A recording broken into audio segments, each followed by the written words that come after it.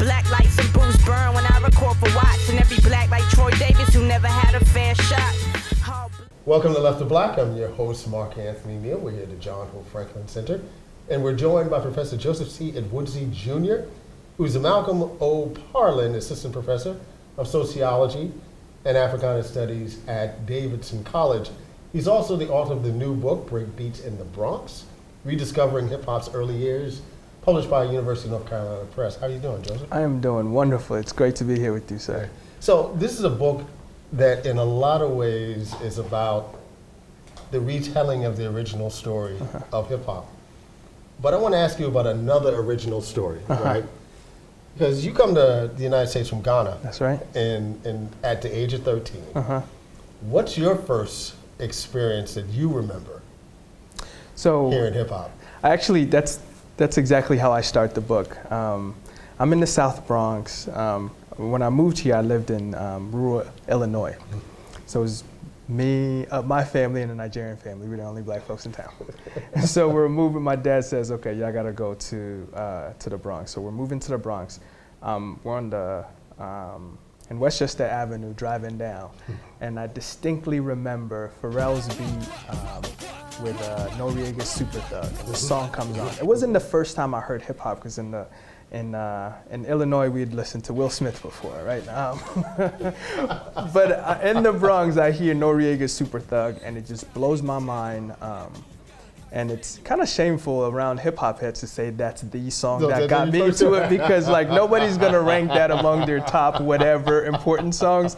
But that did it for me. And what I remember most was how beautifully the words and the beat sort of danced together. And so that was my introduction to it. And then when I went to graduate school, or as an undergraduate student, you know, reading some of the stuff that you've done, especially in the hip hop studies reader, this idea of like, where did hip hop start, always became really important to me. So that was my first sort of engagement with hip hop in a way that noticed it and made me want to ask more questions about it. Which begs another question. I want to know how you get from Jackson, Mississippi to the South Bronx, right? Because your dissertation is on Jackson, Mississippi. Right. But the book is on the South Bronx. That's right. And I imagine there were ways in which the time that you spent in Jackson helped you to do work in the South Bronx. Right. So I actually didn't live in Jackson at all before this work. The way I think about hip hop, so I went to Jackson, Mississippi to do my dissertation about food. I look at hip hop as a cultural art form, much the same way I look at food as a cultural art form. And as a cultural sociologist, somebody who's interested in race, I'm always trying to figure out how we do blackness, especially through these cultural means. And so this hip hop project is the first engagement of that. It's a historical project. But the food project is a sort of a contemporary ethnographic engagement of thinking about race and blackness in the contemporary South. Yeah. With a nod to Howard Zinn, you described the book as a people's history of hip hop, kind of taking not necessarily shots at these totems of hip hop that we all know and you know we're entrusted to always remember and present in this formation moment of hip hop. But talk a little bit about this idea of a people's history of hip hop. So, you know, of course, there are the legends who've written about this, right? About how hip hop started. I make a point to say that this is a retelling of the history of hip hop. And so, on the one hand, is to acknowledge the work that they've done, and this is perhaps my insider-outsider sort of status. Is to just, or part of it is just being the annoying kid who's always asking, but why? But why this or why that? And so, part of it is if we say it's these three, you know, Holy Trinity, Flash, Bambaataa, Herc.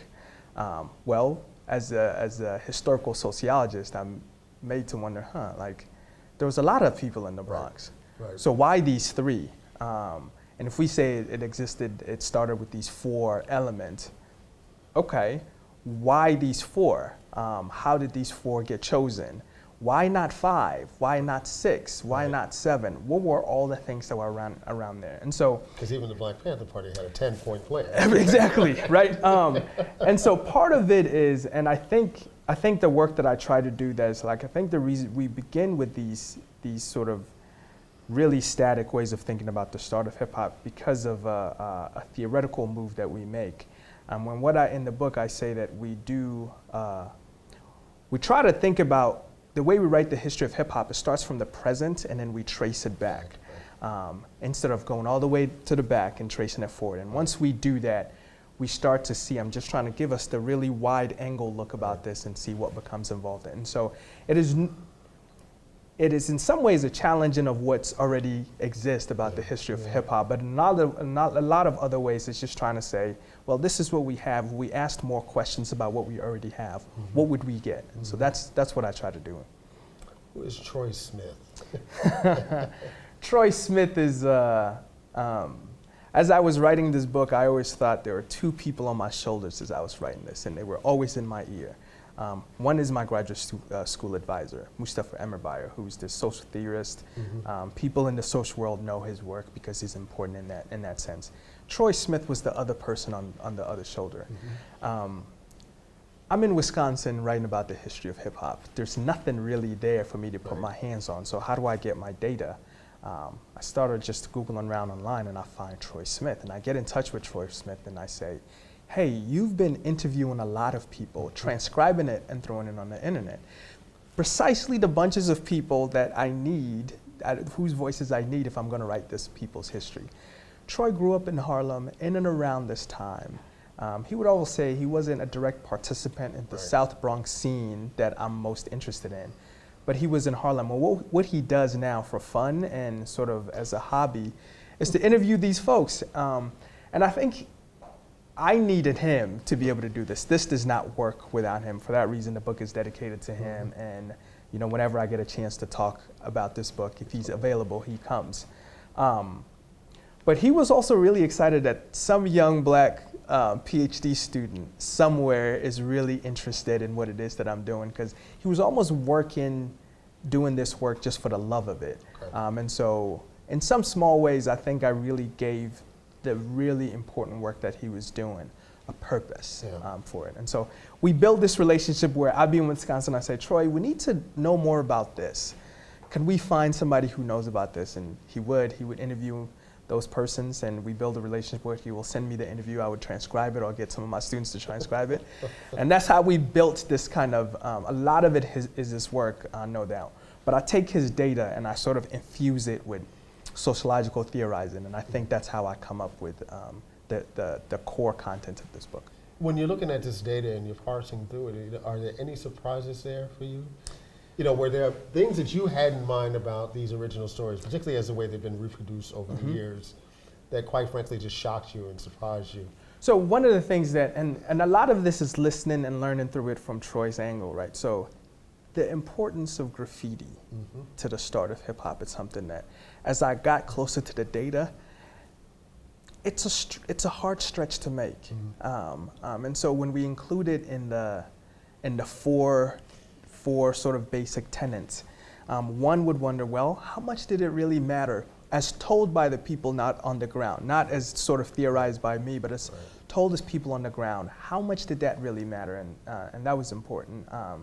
B-boying's role in all of it too, that's a much closer relationship.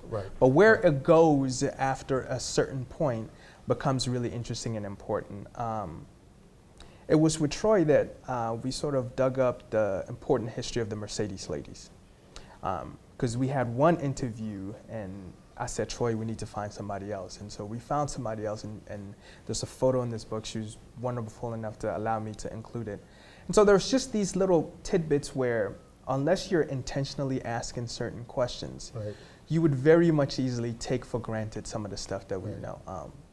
And the Mercedes ladies narrative is interesting because one of the members has been very out front and open in this Me Too moment. That's right. About some of the sexual violence. That's right. and assaults that she has That's dealt with in the industry. That's right. In fact, she writes about it in her book, and it was an interesting, really tough conversation with myself and including portions of that in my work or not. The incident that she references happened significantly after the time period, and so because of that, I don't include it. But to this day, for me, the story is beautiful, not just because it tells us the making of this wonderful thing that we all know and love. But as I write in there too, it's a beautiful story about this cohort of really young black and brown persons growing up in the South Bronx around this time. So I still believe that somebody else can sort of comb through Troy's archive with a completely different research question and still come up with really wonderful answers. You know, one of the things that's interesting about your book, I could imagine as you're working on your dissertation and you're looking for publishers, and shout out again to University of North Carolina Press, great work that they're doing down the road. Right. I could imagine someone saying, do we need another book about the beginning of the history of hip hop? But this is also coming in a moment in which there's an incredible interest in this original moment, right? You know, probably most pronounced in the success of the Get Down, for instance. But there are so many documentaries and different kind of docu-series trying to examine this moment.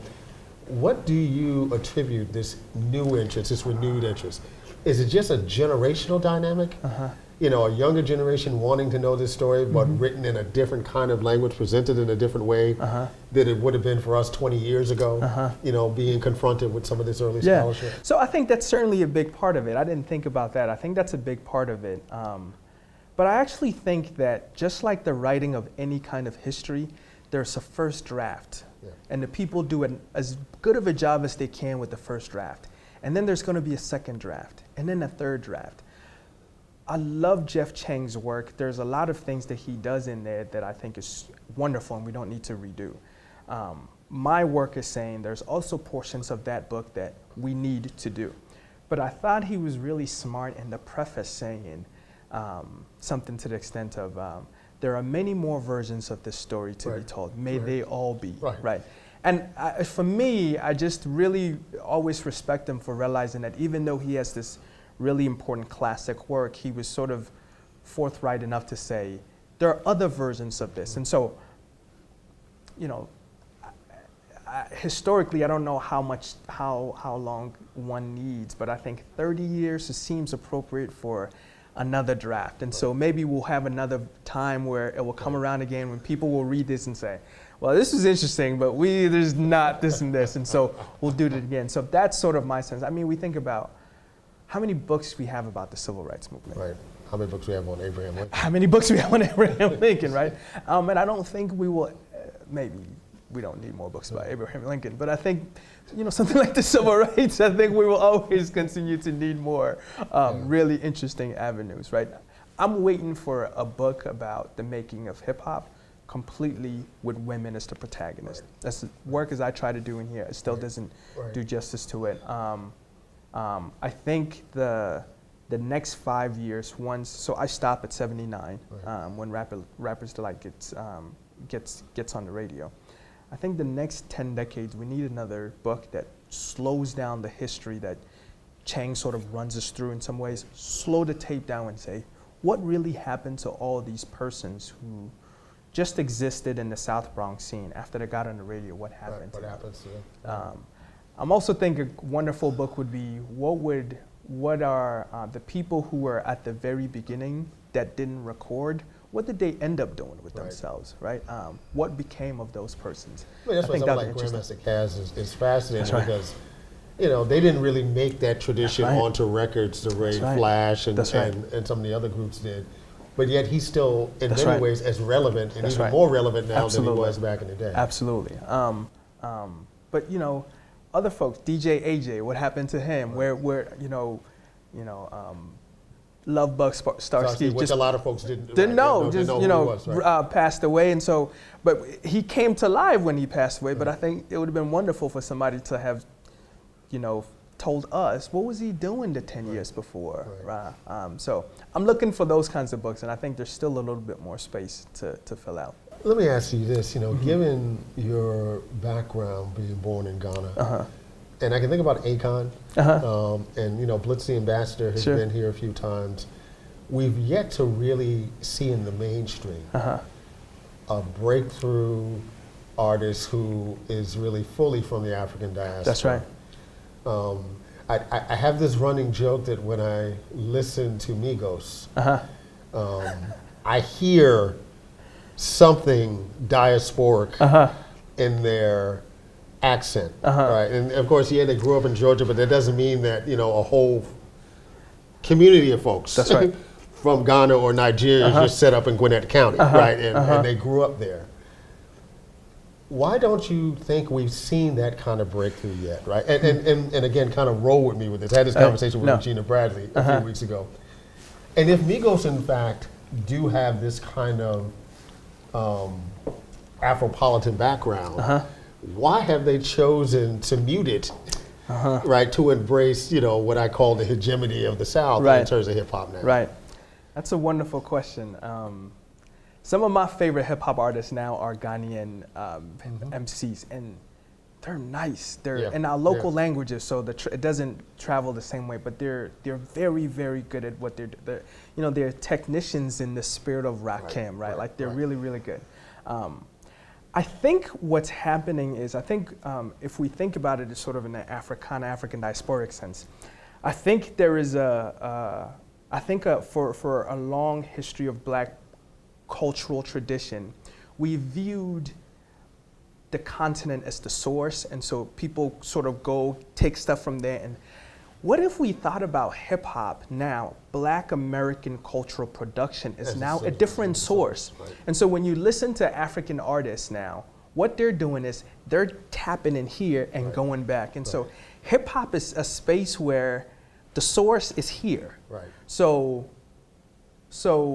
just like if you know, the source is here, and so the people on the continents are reaching here, and the opposite doesn't quite make sense yet, right? And so I think there's a paper that someday I will write about the use of the N-word in hip hop on the continent, right?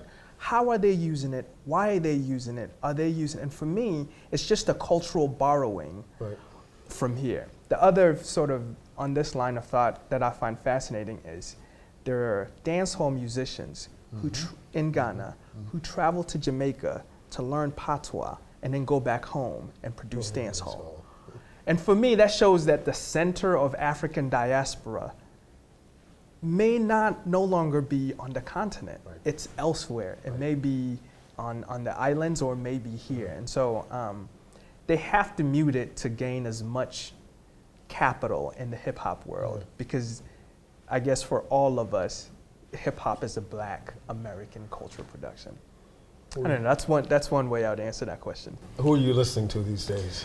Oh, that's a good, I mean, I think Rhapsody is the modern day Lauryn Hill. I think she's incredible. I actually, on my drive here, listened to 2 Chainz's album, Pretty Girls Love Trap Music, which is interesting, I think, and I would be curious to hear what you're listening to, what you think, because I think you and I represent a couple of generations of hip hop fans, and then there are my students now.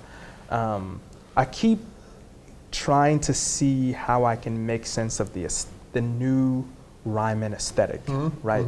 The Migos and the 21 Savages Yachty, the Yachty's, like, I guess I'm from the school of Black thought where I need words in all of the bars, right? Like, there's a certain aesthetic discipline that I really have come to love, and so if it's not there, the way I judge it is a little different, but I keep trying to find, because they're doing something. They're doing something. So how do I make sense of it? And I'm not at all with folks who say, oh, it's not like how we used to be, therefore it's not important.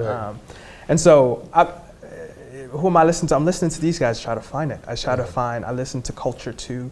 There are a few tracks in there, and I'm like, I find myself bumping Stir Fry every morning. I'm just, part of that is Pharrell, but still, right. So there's stuff in there that's really interesting, and then you have, folks like again, Rhapsody, Kendrick. You can't ignore Kendrick nowadays. But Vince Staples is somebody that I absolutely just, I think in a really humble way is really good. And then with a bit of a political way. Right. And then I listened to Jadakiss and Fabulous's new album together, and that just kind of takes you back to like when who cares what they're talking about in some ways, but they're just like putting words in there, and it's really It's and folks who can be forgotten right from this period ago, 20 years ago, That's right. 15 years ago, That's where they right. were really holding That's it right. down, That's especially right. in the New York scene. That's right. So I really like those. T.I. has always been something that has been somebody that, in some ways, I think, in his intelligence and the way he's able to express himself in interviews, reminds me of a Tupac type character. Like some of charisma. He's not afraid to get into important conversations. He's not always right. He always gets in trouble. And so in all those kinds of ways, I think he reminds me of that, but he's always prolific and always really important. It's always bad form to ask somebody with a new book, what's next? But what's next? So actually, this book was my master's thesis. And So you still got the dissertation So in the what I'm chamber. cooking up now is the dissertation. And the dissertation is really going to challenge me to think and talk about the doings of blackness in the contemporary American South. I think when we think about the South and race, our minds quickly rushes to the past, particularly when we think about Mississippi, right? When we talk about Mississippi, we're talking about the Civil Rights Movement. But what about folks, what about contemporary life in Mississippi? And the way the dissertation is structured, I went there and I wanted to know how black folks up and down the social economic ladder make decisions about what they eat. So I moved there, and the first group of people I got in with were people who are homeless. So I spent 3 months on the street with persons who are homeless. And then I moved up to those in poverty. Then I moved up in those in the middle class and moved up in those in the upper class. So 4 cases, and in all of it, I'm trying to, on the one hand, understand what I call their foodways, which is what kinds of foods are available to each of these groups of people? How do they choose among what's available to them? And what's the social activity of eating like for each of these groups of people? Now, as much as I'm interested in food, I'm also interested in black ways. And so part of my argument is that there's a collective memory of a class-integrated black life, right? When we think about blackness in the past, we think about rich black folks living down the street from poor black folks. That's no longer the case. It's splintering, as Eugene Robinson says in his book, Disintegration. Black life is disintegrating. So if that's the case, then how are the ways in which poor black folks, the ways they're doing their blackness, how does it differ from the way upper class black folks are doing their blackness? And so that's what I'm entangled in, trying to make sense of. So on the one hand, even as they're splintering, what still keeps blackness together as a country, right? As a collective, like what keeps us together, even as the forces of life is just pulling so many people apart. And what are the consequences of the disintegration? Who gets left behind? So that's what I'm working on now and trying to figure out how to say it cogently so it makes sense and tell stories about food with it. You've been watching Left of Black. We've been joined by Professor Joseph C. Ewoodzie, who is the author of Breakbeats in the Bronx, Rediscovering Hip Hop's Roots.